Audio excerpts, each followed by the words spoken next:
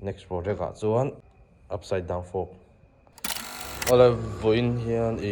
bike ka bike cheina han eng zat nge ka in sen ti vel kha min lo zot comment le dm vela a om ve nor wa hian ti han YouTube channel kal tlang atang hian ka lo chang mai chunga ka bike hi CBR 250 anita 01k anita akum tak hi ka chiang to lawa 15 14 15 16 ti chhovel han tain ka hriat sual lo chuan ka bike hi tira chuan ante ka sayang hei siam ngai ang tur ha siam ngai tira siam ngai em chung om lo ta ma se mang ka du tui wang khan han thak tau han ya ma sabera chuan a engine chung hi chu a engine chung ah hian ante ka sayang a engine lampang hi thak ka nei nuala a thar hlak laka thak top te ka nga chan chu a lui han mana han du khop lo na te ha om thina wang khan thak thar top te hi ka nga a engine chung lampang chu han soi lo tai la a chei na ngorong rang khan soi don tai la tu chuan a chei na ngorong rang a han soi don chuan ma sabera chuan BS4 headlight hemi BS4 headlight hin ta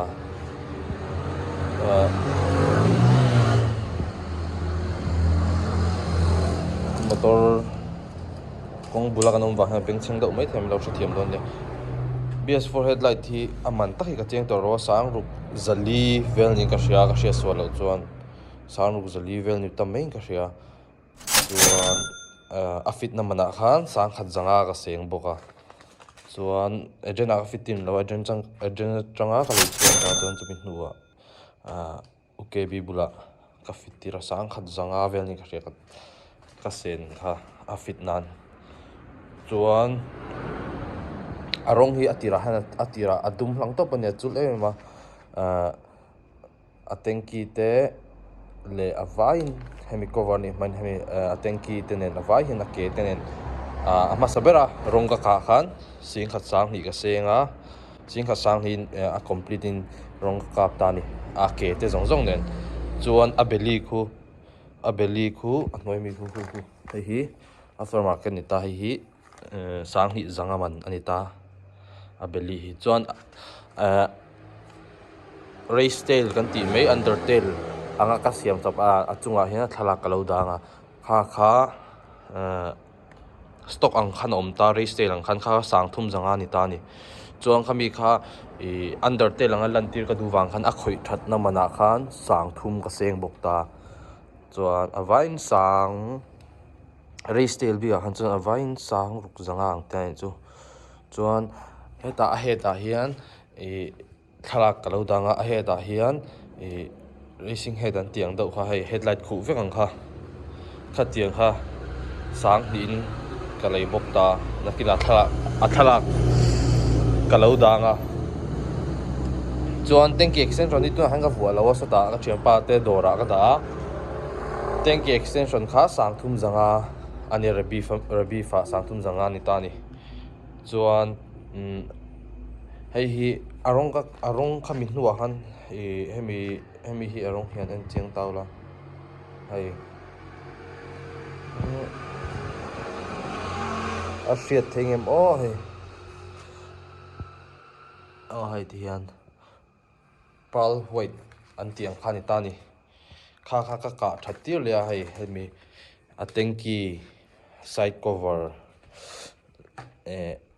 amatgat le abeli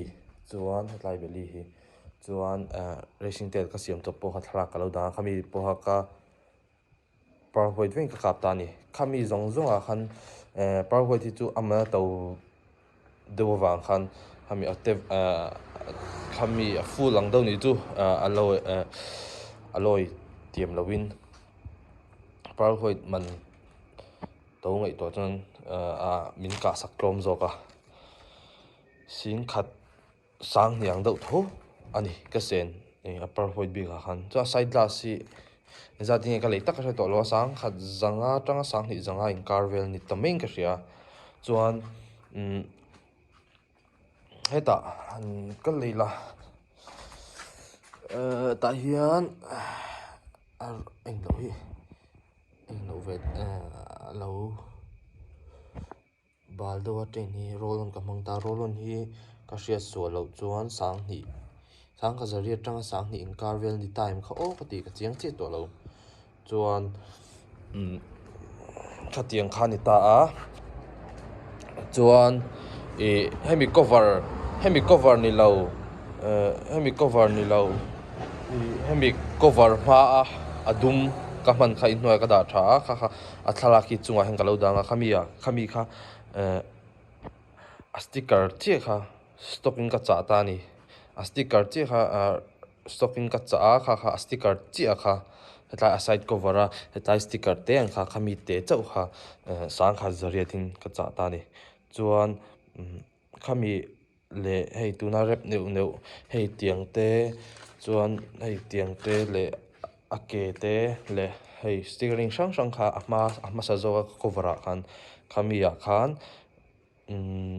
a rep hlui stickering ten khan sang khat zariat ka seng ta ni mo a cover a hetlai a englo a sticker che sang khat zariat tin ka cha ta a chuan a bel tir le a neu le hei ti ngai neu han kat ti te han thak ti vel te a design nan le englo vela khan sang khat zariat tho ka seng ta ni chuan undertail hi Rabif a khan sang ria tin ta hei undertail stock ne kha chain anglo shum ta sang ria tin ta ni chuan tuna sticker tuna new ka hemi ka stickering ka ti tha tho hi hei le hei teng rip te hi ka siam chop tir le atiang velanga tuna a new a zo khi chuan a vain a neu nen sticker neu nen a vain sang ni zathum ka seng ani mo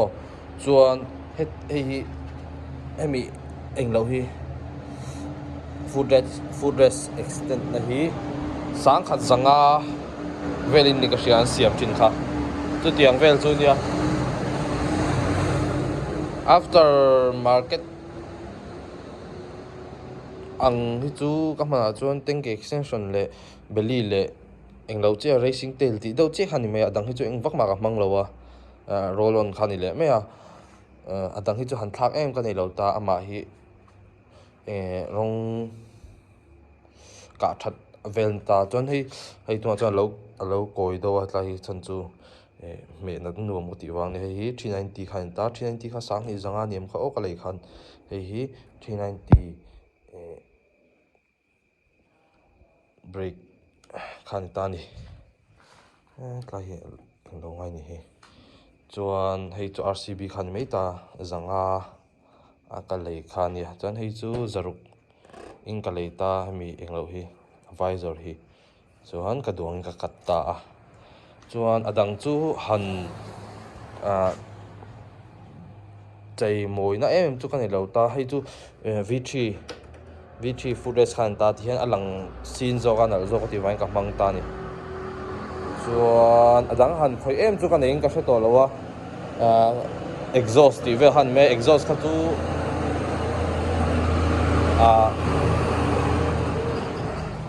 aman han exhaust kha chu aman tu ting soi ngai che po ti lo wa next border ka tan chuan upside down fork kha man ka tum ta Honda mi thoni tanga ma se side khat ngot po sin khat le ti vel ni wang han kala hak dowa hain khol te phoi ra han man ka duwa natinge midang hian BS4 ri lei lo natinge BS3 hi lei zo BS4 lei zo che in seng hem thau sia ti khan om ta ni ma se ke man ka keima ngai dan ve a chuan han soi mai la BS4 kha chu BS4 headline vu sa BS4 ani top to ni an te ka soyang ti khan ama kha azo top han chei wak dan kha chu sial mi dang po in thawang ma se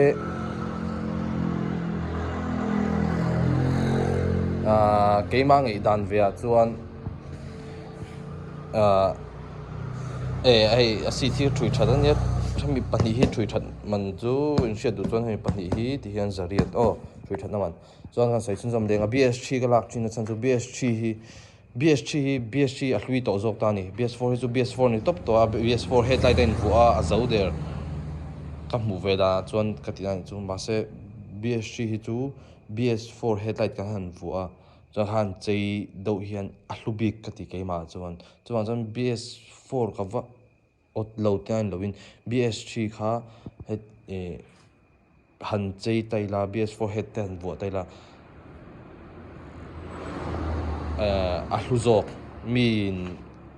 BS3 ka han kola BS4 headlight di volo anti khan hei ente ka sayang hei claimin hei nal pha asan pha ve lek kati na ngani chu BS4 headlight di volo ti kha to BS4 kha chu BS4 ni top to chu wang chuan BS3 ka than thian san chu BS3 hi BS4 headlight ha han voila han cheila amoi ka ti zo kena chang keima hmu dan chuan anal ka ti zo katian ni chu in ngei dan chu ka shelo na chu soi sual te pawh ka nei mai thia a manang kha a vai vai ka she dik lo mai thei boka khawang khan soi sual kalau ni ani khan cho mi lo she thiam anga shalkan tum ve takna shalka tum chan po ei ti hian ka chei ka duang tang ka chei to chuan ka duang zatin han shal theida han shal to pa chuan bike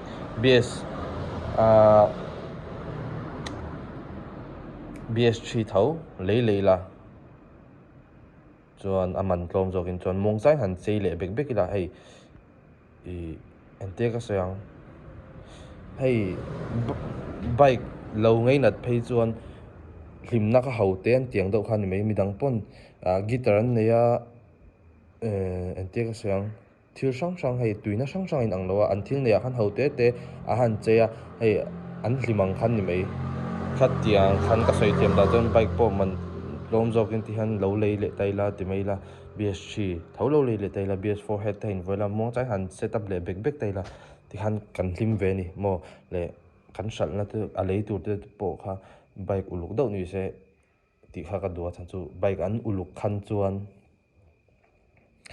hei mani bike hlui ti uluk do lo enkul khan chuan keimai tan po nuama chuan hemi ma hian